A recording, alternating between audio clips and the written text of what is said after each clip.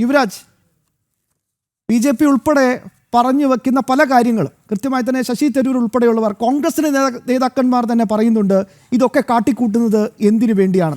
പെഹൽഗാം വിഷയം തന്നെ നമുക്ക് തുടങ്ങാം. ഞാൻ ആമുഖത്തിൽ പറഞ്ഞതുപോലെ ഒരു മുൻ കോൺഗ്രസ് പ്രവർത്തകൻ്റെ കൃത്യമായി തന്നെ ഏറ്റുപറച്ചിലുകളാണ് ആമുഖത്തിൽ നമ്മൾ കേട്ടത്. ഇത് രാഹുൽ ഗാന്ധി തൊട്ട് ഇങ്ങ് പ്രാദേശിക തലത്തിലെ കോൺഗ്രസ്സുകാർ വരെ ഈ ഒരൊറ്റ ടൂൾ കിറ്റുമായിട്ടാണ് മുന്നോട്ട് പോകുന്നത്.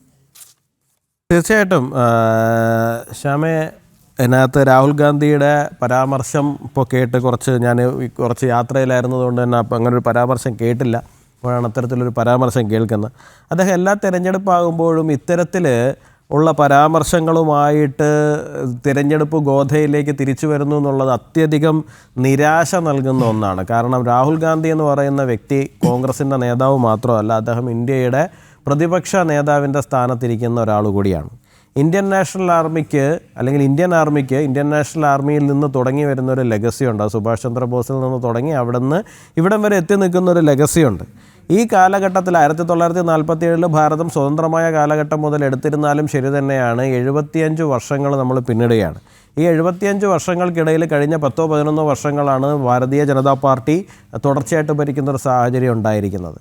ഏറ്റവും അധികം കാലം ഇന്ത്യ ഭരിച്ച പാർട്ടി എന്ന് പറയുന്നത് ഇന്ത്യൻ നാഷണൽ കോൺഗ്രസ് ആണ്. ആ ഇന്ത്യൻ നാഷണൽ കോൺഗ്രസ് ഭരിച്ചുകൊണ്ടിരുന്ന ഒരു കാലഘട്ടത്തിൽ ഉണ്ടാക്കിയെടുത്തിരിക്കുന്ന ഒരു സംവിധാനത്തിനകത്ത് വരുന്ന സമയത്ത് ഇന്ത്യൻ ആർമിയുടെ തലപ്പത്ത് ഇതുവരെയും ദളിതരില്ല, ഇന്ത്യൻ ആർമിയെ സവർണർ നിയന്ത്രിക്കുന്നു എന്നുള്ള തലത്തിലൊക്കെ പറഞ്ഞു വെക്കുന്ന തലത്തിലേക്ക് അദ്ദേഹത്തിൻ്റെ രാഷ്ട്രീയമായ അറിവ് എന്ന് പറയുന്നത് പരിമിതപ്പെട്ടിരിക്കുന്നു എന്ന് പറയുന്നത് തീർച്ചയായിട്ടും ജനാധിപത്യത്തെ സ്നേഹിക്കുന്ന ആൾക്കാരെ സംബന്ധിച്ചിടത്തോളം തീർത്തും നിരാശപ്പെടുത്തുന്ന ഒന്നാണ്. ഒരു തിരഞ്ഞെടുപ്പ് സമയത്ത് തിരഞ്ഞെടുപ്പ് ജയിക്കുവാൻ വേണ്ടിയിട്ട് ഇന്ത്യൻ ആർമിയിലെ വരെ ജാതി എടുത്തിട്ട് ഇന്ത്യൻ ആർമിക്ക് അകത്ത് വരെ ഒരു ജാതി കലാപം ഉണ്ടാക്കുവാൻ വേണ്ടിയിട്ട് അദ്ദേഹം പരിശ്രമിക്കുന്നു എന്ന് പറയുമ്പോൾ തീർച്ചയായിട്ടും നിങ്ങൾ ഇന്ന് കൊടുത്തിരിക്കുന്ന ഹെഡ്ലൈൻ എന്ന് പറയുന്നത് ഇന്ത്യൻ നാഷണൽ കോൺഗ്രസ് എന്നുള്ളത് ഇന്ത്യൻ ആൻറ്റി നാഷണൽ കോൺഗ്രസ് ആകുന്നു എന്ന് പറയുന്നത് അത് അക്ഷരം പ്രതി ശരിയാകുന്നു എന്നുള്ള കാര്യം നമുക്ക് സമ്മതിക്കേണ്ടി വരും. ഇപ്പോൾ നേരത്തെ ആ മുൻ കോൺഗ്രസിൻ്റെ നേതാവ് അദ്ദേഹം പറഞ്ഞിരിക്കുന്ന വസ്തുതകളിൽ നിന്ന് തന്നെ നമ്മൾ ആരംഭിച്ചാൽ പോലും പഹൽഗാം വിഷയവുമായി ബന്ധപ്പെട്ട് അദ്ദേഹത്തിൻ്റെ അനുഭവങ്ങളാണ് അദ്ദേഹം പറയുന്നത്. അദ്ദേഹം കോൺഗ്രസിൻ്റെ എറണാകുളത്ത് ജില്ല കേന്ദ്രീകരിച്ച് പ്രവർത്തിക്കുന്ന ആളാണ്. ആ എറണാകുളം ജില്ലയ്ക്കകത്തുള്ള 14 മണ്ഡലങ്ങളുടെ വാട്സാപ്പ് ഗ്രൂപ്പുകളിൽ ഒരിടത്ത് പോലും പഹൽഗാമിനെ കുറിച്ചിട്ട് മതിയായ ഒരു പരാമർശം ഉണ്ടാകുവാൻ സമ്മതിക്കുന്നില്ല. അവിടെ കൊല്ലപ്പെട്ടു പോയ ഒരാളുടെ മകൻ, വധിക്കപ്പെട്ടു പോയ ഒരാളുടെ മകൻ, ആ മകൻ്റെ ഒരു വീഡിയോ ഷെയർ ചെയ്തപ്പോൾ അത് നീക്കം ചെയ്യണമെന്ന് പറഞ്ഞിട്ട് അവിടെ നിന്ന് DCC പ്രസിഡന്റ് തന്നെ അദ്ദേഹത്തെ വിളിക്കുന്നു.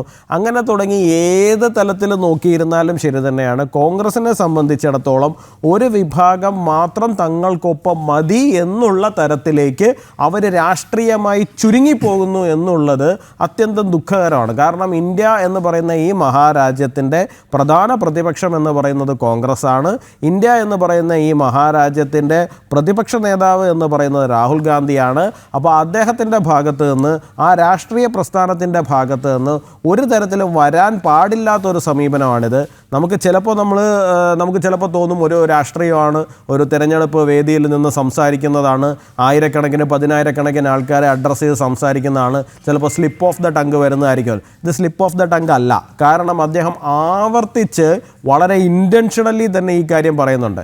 ഇന്ത്യൻ ആർമിയിലെ ഈ ജാതി അദ്ദേഹം ആദ്യമായിട്ടല്ല എടുത്തിടുന്നത്. കഴിഞ്ഞ പാർലമെൻറ്റ് തിരഞ്ഞെടുപ്പ് സമയത്ത് അദ്ദേഹം പലയിടത്തും ചെറിയ ചെറിയ കൂട്ടായ്മകളുടെ അടുത്ത് സംസാരിക്കുന്ന സമയത്ത് അദ്ദേഹം ഇന്ത്യൻ ആർമിയിലെ ഈ ജാതി എടുത്തിട്ടിരുന്നു. അന്ന് തന്നെ അതിനകത്ത് വലിയ വിമർശനം ഉണ്ടായിട്ടുണ്ട്. ഇന്ത്യൻ ആർമിയിലേക്ക് നിങ്ങൾ ആവശ്യമില്ലാതെ ജാതി കൊണ്ടുവരരുത് എന്ന് പറഞ്ഞിട്ട്. ഇപ്പോൾ അദ്ദേഹം ചോദിക്കുന്നുണ്ട്, എന്താണ് ഇന്ത്യയിലെ വലിയ വൻകിട കമ്പനികൾ, ഈ കമ്പനികളുടെ തലപ്പത്ത് ദളിതരുണ്ടോ, മഹാദളിതരുണ്ടോ എന്നാണ് അദ്ദേഹം ചോദിക്കുന്നത്. ഈ പറയുന്ന മൾട്ടിനാഷണൽ കമ്പനികളുടെ തലപ്പത്തേക്ക് അവർക്ക് കടന്നു വരാൻ സാധിച്ചിട്ടില്ല എന്നുണ്ടെങ്കിൽ അത് ആരുടെയാണ് തെറ്റ് എന്ന് അദ്ദേഹം ഒരു തവണയെങ്കിലും ചിന്തിച്ച് നോക്കുവാൻ വേണ്ടിയിട്ട് തയ്യാറാകുമോ? ഈ കഴിഞ്ഞ വിട്ടം ദിനത്തിൽ KPMSൻ്റെ പരിപാടിയിൽ സംസാരിക്കാൻ വേണ്ടിയിട്ടുള്ള ഒരു ഭാഗ്യം എനിക്ക് ലഭിച്ചിട്ടുണ്ടായിരുന്നു പോത്തൻകോട് ജംഗ്ഷനിൽ. ഞാനന്ന് അവരോട് പറഞ്ഞാണ്, ആ പരിപാടി അവിടെ ഇരിക്കുന്ന സമയത്ത് മുഴുവൻ എനിക്ക് മുമ്പ് സംസാരിക്കുന്നവർ മുഴുവനും സംസാരിക്കുന്നത് 2 സെൻറ്റ് സ്ഥലത്തിൻ്റെ അവകാശത്തിന് വേണ്ടിയിട്ട് മാത്രമാണ്. ആ 2 സെൻറ്റ് സ്ഥലത്തിനകത്ത് അവർക്ക് കിട്ടാൻ പോകുന്ന അവരുടെ എന്തെങ്കിലും സൗജന്യങ്ങൾക്ക് വേണ്ടിയിട്ടുള്ള അവകാശത്തിൻ്റെ വേണ്ടിയിട്ട് മാത്രമാണ് അവർ സംസാരിക്കുന്നത്.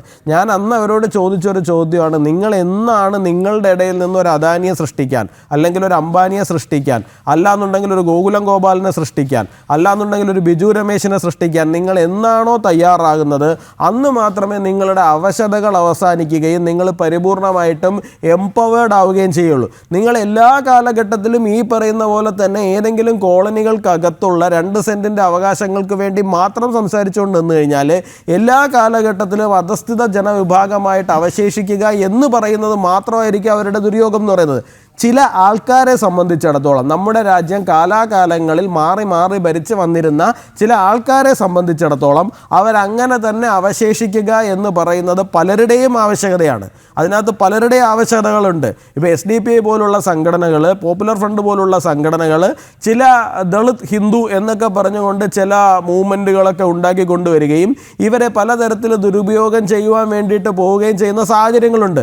അപ്പോൾ അവരെ പോലുള്ളവർക്ക് അത്തരത്തിലുള്ള ആൾക്കാരെ കിട്ടണമെന്നുണ്ടെങ്കിൽ നിങ്ങളൊന്ന് നോക്കി നോക്കണം. ഇന്ന് ഏറ്റവും അധികം ആൻറ്റി നാഷണൽ ആക്ടിവിറ്റീസിൻ്റെ പല കേന്ദ്രങ്ങളെന്ന് പറയുന്നത് ഇത്തരം ആൾക്കാർക്കിടയിലേക്ക് പോവുക, അവരിൽ ഇന്ത്യ വിരുദ്ധത കുത്തി നിറയ്ക്കുക, ഹിന്ദു വിരുദ്ധത കുത്തി നിറയ്ക്കുക, ഭാരത വിരുദ്ധത കുത്തി നിറയ്ക്കുക, ഇത്തരത്തിലുള്ള സാധനങ്ങൾ ചെയ്യുവാൻ വേണ്ടിയിട്ടുള്ള ഒരു വിളനിലമായിട്ട് പോലും അവരിതിനെ ഉപയോഗിക്കുന്നുണ്ട്. അപ്പോൾ ഇന്ത്യൻ നാഷണൽ കോൺഗ്രസും രാഹുൽ ഗാന്ധിയും ഇപ്പോഴും ബീഹാറിൽ ഈ തെരഞ്ഞെടുപ്പ് വേദിയിലും ചെന്ന് നിന്ന് ചെയ്യുന്നതും അതിൻ്റെ ഒരു തുടർച്ച മാത്രമാണ്.